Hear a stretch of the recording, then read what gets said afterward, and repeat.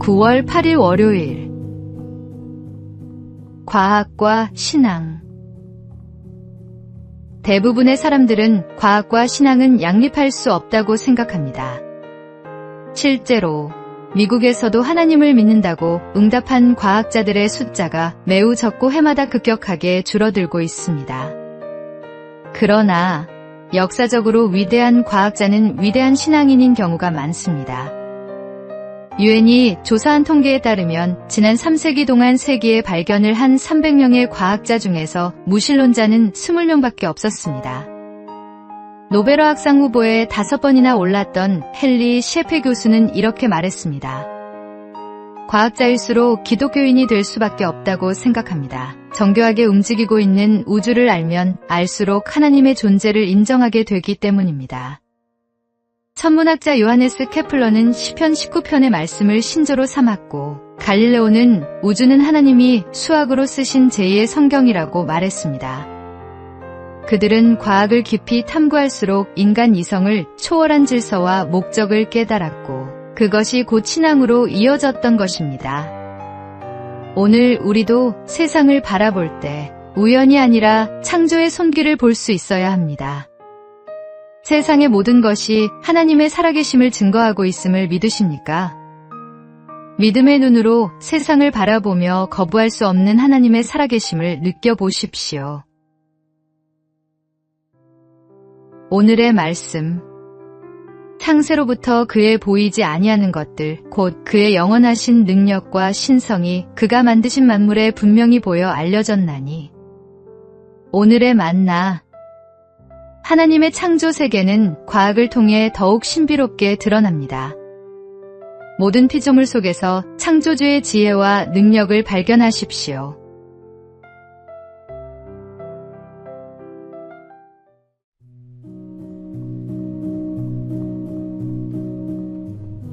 (9월 9일) 화요일.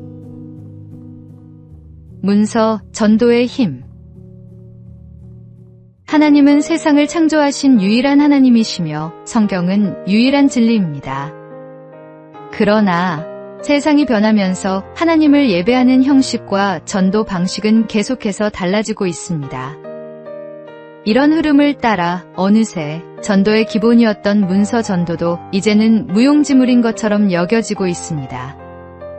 최근 10년 사이 주님을 만난 사람 중에는 노방전도나 문서 전도를 한 번도 경험해 본 적이 없는 사람들도 있습니다. 이런 상황이지만 그럼에도 불구하고 여전히 문서 선교가 가장 효과적인 전도 방법 중 하나라고 믿습니다. 전도지는 성경을 본 적 없는 사람에게도 단 한 장으로 복음의 핵심 메시지를 정확하고 간결하게 전달할 수 있으며 언제나 어디서나 누구에게나 부담 없이 나눌 수 있습니다. 또한 해외에서는 언어의 장벽을 넘어서 복음을 전할 수 있는 더없이 좋은 매개체가 되기도 합니다. 때로는 말보다 더 강한 메시지를 담아 사람의 마음을 두드리기도 합니다. 주님의 복음을 전할 수만 있다면 우리는 수단과 방법을 가리지 말아야 합니다. 관계를 통해 가까운 이에게 복음을 전하는 것도 귀하고, 전도지를 통해 처음 보는 이에게 복음을 전하는 것도 귀합니다. 하나님이 주시는 감동을 따라 때를 얻든지 못 얻든지 힘써 복음을 전하십시오. 오늘의 말씀. 그러므로 너희는 가서 모든 민족을 제자로 삼아. 오늘의 만나. 복음을 전하는 방법은 다양합니다. 하나님께서 주시는 기회를 놓치지 말고 복음의 씨앗을 뿌리는 사명자가 되십시오.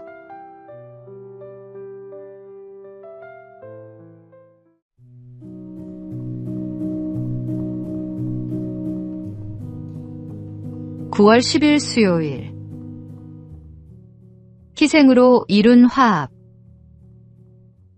도시샤 대학교는 기독교 정신으로 세워진 일본의 명문대학입니다. 처음 학교가 세워질 당시 여러 가지 문제들이 일어났고, 그 문제가 갈등의 원인이 되어 직원들과 학생들이 파벌을 이뤄 다투었습니다. 하루는 총장인 니지마 조가 대학의 모든 사람을 불러 모아 엄포를 놓았습니다. 이렇게 분열되어서는 결코 명문대가 될 수 없습니다. 이번 사태의 주모자를 아주 엄벌에 처하겠습니다. 말을 마친 니지마 총장은 교정에서 꺾어온 굵은 벚꽃 나뭇가지를 들고 앞으로 나왔습니다. 모든 책임은 총장인 제게 있습니다. 제가 부족해 여러분을 하나로 만들지 못했습니다. 그리고 그는 피가 철철 날 때까지 자신의 종아리를 후려쳤습니다. 그 모습은 단순한 자책이 아니라 공동체를 위한 진정한 회개의 표현이었습니다. 학생 8명, 직원 2명으로 시작된 작은 학교를 명문 종합대학으로 성장시킨 동력은 니지마 초대 총장의 희생과 섬김, 그리고 그로 인해 이뤄진 진정한 화합이었습니다. 희생할 줄 아는 사람, 겸손한 자세로 사는 사람이야말로 사람과 사람의 관계를 회복시키고 무너진 공동체를 다시 세우며 주 예수님을 다른 사람에게 소개할 수 있는 사람입니다. 내 것을 조금 손해보더라도 기꺼이 희생할 줄 아는 예수님을 본받아 사는 성도가 되십시오. 오늘의 말씀. 그리스도로 말미암아 우리를 자기와 화목하게 하시고 또 우리에게 화목하게 하는 직분을 주셨으니. 오늘의 만나. 진정한 리더십은 희생과 겸손에서 나옵니다. 내 것을 내려놓고 먼저 화해의 손을 내미는 그리스도의 마음을 품으십시오.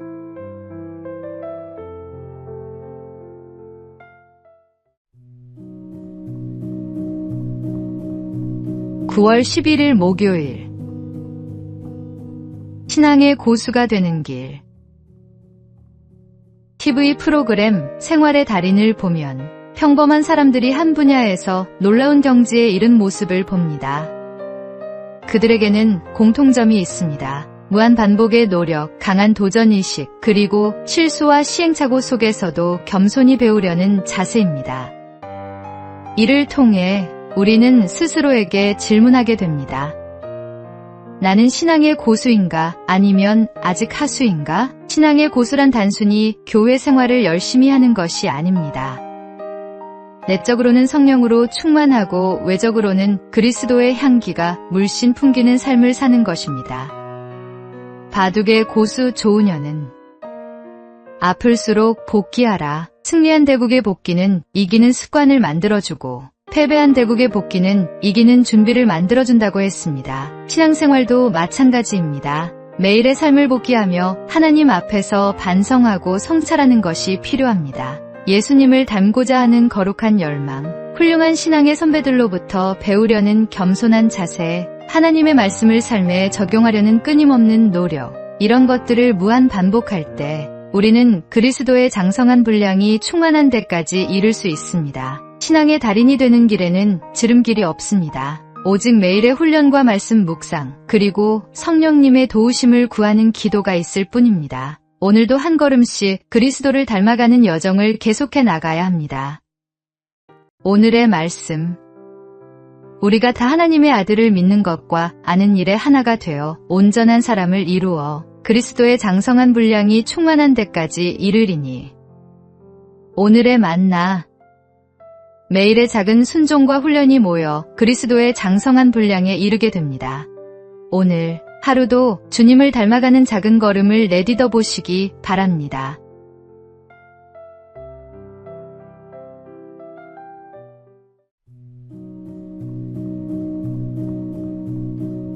(9월 12일) 금요일.